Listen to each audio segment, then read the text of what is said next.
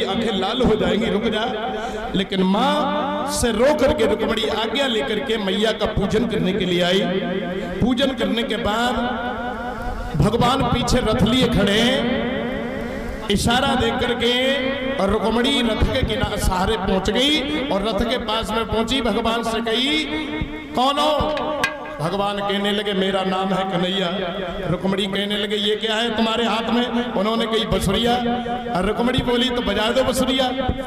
कन्हैया बोले, अगर मैंने बजाई बसुरिया तो चार और लग दुश्मन खड़ो है, मारे मारे लठियन के टूट डारे को बसुरिया।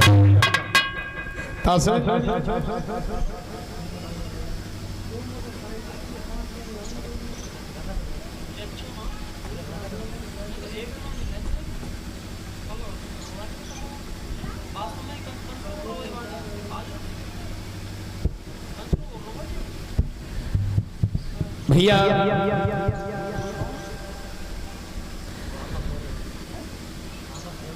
रुक्मणी ने कही, बजाओ ना तो दिखा तो दो। अब भगवान कहे, सब लड़कियां एक सीएम में कौन सी रुक्मणी है? सोई रुक्मणी जो कंगन बांधे हती भाई हाथ ऊपर वो कर लो, ला कन्हैया बंसी दिखाओ। सोई समझ गए जे ये रुक्मणी। बंसी का इशारा किया और बंसी को देने के इशारे सारे रुक्मणी की कलाई पकड़ी और रुक्मणी ने मना ना करी, चुपचाप रथ में बैठी। और रथ में जैसे बैठी कन्हैया रथ लेकर के, और वे लड़कियां जो रह गई सब भागी, भैया भैया भैया भैया। एकदम से रुकुम भाग करके आया, क्या हो गया? भैया एक कालो करुवटा स्वभाव और दीदी को रथ में लेके बैठा के चलो गो। दीदी ने कुछ ना कही, चुपचाप बैठ गई। नीकू, अरे कोई ले जाता है, कोई कुछ करता है तो थोड़ी बहुत हाथ पाए तो करते हैं, उनने कुछ ना कही, चुपचाप बैठ गई। कारो कारो ले गो रुक्मणी को। एकदम से रुकुम चिल्ला चिल्ला के बोलो, जीजा। शिशुपाल को बाज लगाई, जीजा। और शिशुपाल पल्लव कह रो, कहो जीजा। अब वो बास जीजा और बास जीजा दोनों रंग से जीजा जीजा पड़ी। तब तक कन्हैया आगे कड़ गए। दंत वक्र ने, जरासंध ने भगवान को रोक लिया। भयानक युद्ध शुरू हुआ। उधर से बलराम और कन्हैया, इधर से सभी योद्धा, युद्ध होता रहा। आखिर में महाघमसान युद्ध हुआ। सब योद्धा युद्ध क्षेत्र से भाग गए, केवल रुकुम रह गया। वाह, धन्यवाद। क्या कहना है?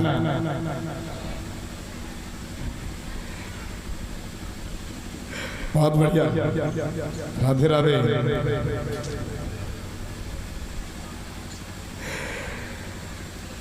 रुक्म ने भगवान के रथ को रोक लिया और कहा, कन्हैया ऐसे रुक्मणी को ले नहीं जा पाओगे, या तो मैं रहूंगा या तुम रहोगे। दोनों में घमासान युद्ध होने लगा।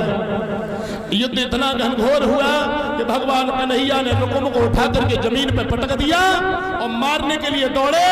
सोई रुक्मणी ने दोनों हाथ जोड़े, कही, भैया को मत मारो, मेरे भैया को मत मारो।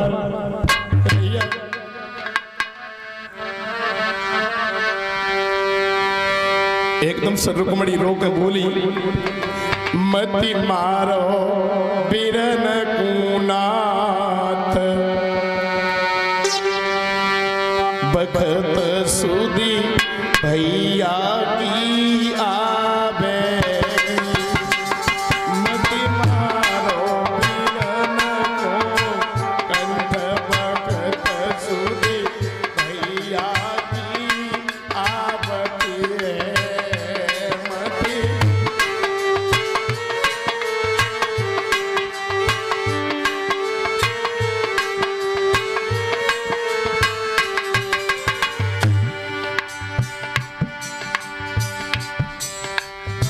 लाल मिर्च लेके उतार के डाल दियो, चूल्हे में आ जाए।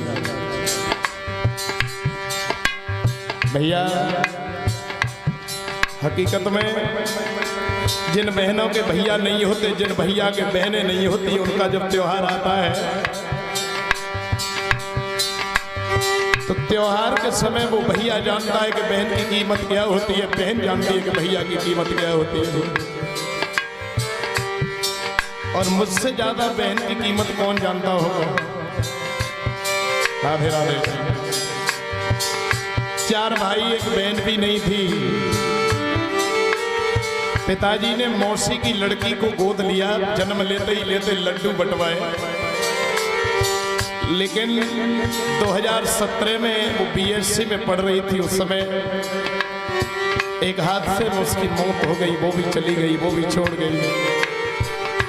चार भाइयों के बीच में कोई बहन नहीं है। दुनिया में वो भैया सबसे ज्यादा कीमत जानता है जिसकी बहन नहीं होती। मती मारो पीरन को नाथ भगत सुधी भैया की आवती है। मती मारो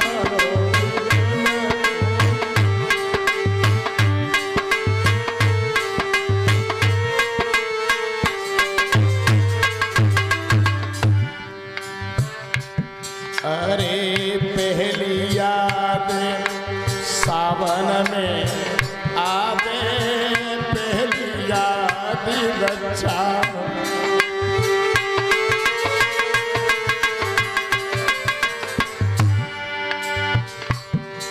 जब सबकी बहनें कलाई में राखी बांधने के लिए आ जाती हैं तो वो भैया सब तरह से टूट जाता है जिसकी बहन सामने दिखाई नहीं देती। पहली याद सावन में आवे, पहली याद सावन।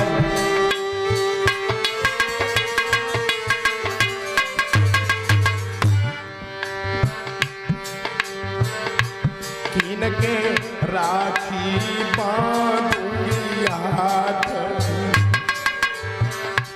किन के राखी बांधूंगी हाथ। बखत सुधी भैया की आवती है।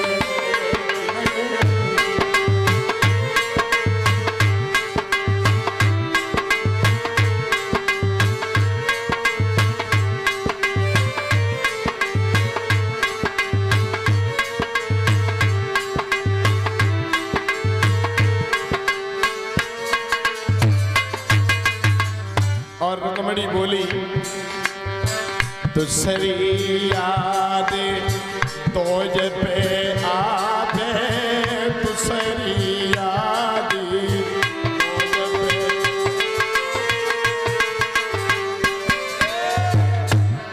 मेरे घर को आवे वो रात। सबके भैया तोज खाने के लिए घर पे आएंगे, लेकिन मेरा भैया मर जाएगा फिर कौन आएगा। किनके भैया आवे वो द्वार, बखत सुधी भैया की आवती। मती मारो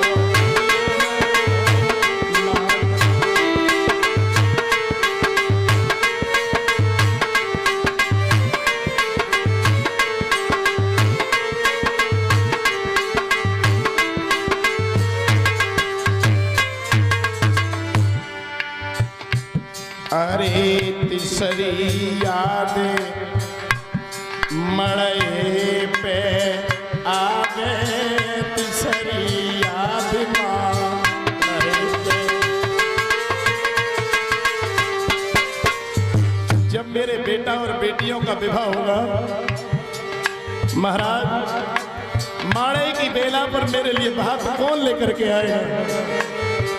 कौन भात लेकर के आएगा? अरे अब की याद पे आवे, फिर की याद मड़े।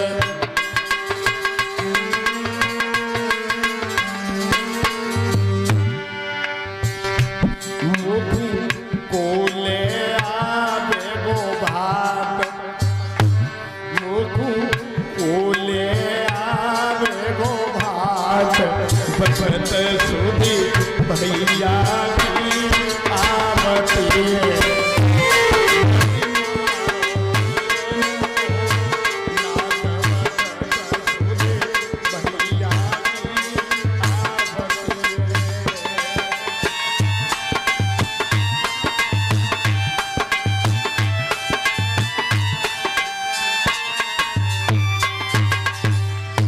रुक्मणी कहने लगी महाराज जब मेरे बेटा बेटी का विवाह होगा भात की बेला आएगी तो भात के समय कौन मेरे लिए भात लेकर के आएगा। सब लोग घर में ये कहेंगे हत्यारे ने भैया का वध करवा के आई है तो मेरे भैया को मत मारो, मेरे भैया को छोड़ दो। रुक्म को भगवान ने जीवन दान दिया। रुक्म मारे राज के शर्म के घर वापस नहीं लौटा, उसी जगह नगर निर्माण करके रहने लगा। भगवान रुक्मणी को लेकर के द्वारका में आए। एक जगह विद्वान कह रहे हैं कि द्वारका में ही सभी कुंडनपुर वासियों को बुला करके भगवान ने रुक्मणी के साथ में विवाह किया। तो पहला विवाह किसके साथ में हुआ? रुक्मणी के। अब उसी द्वारका में एक शस्त्राजित नाम का यादव रहता है। सूर की तपस्या करने के बाद उन्होंने एक मणि पाई। ये मणि की तासीर थी कई बार सोना देना एक दिन में। तो देखते ही देखते शस्त्राजित पैसे वाला हो गया। एक दिन गले में मणि डाल करके भगवान की सभा में पहुंचा तो सभा में बैठने वाले सभी यादव कहने लगे अगर ये मणि भगवान को मिल जाए तो ज्यादा बढ़िया रहेगा।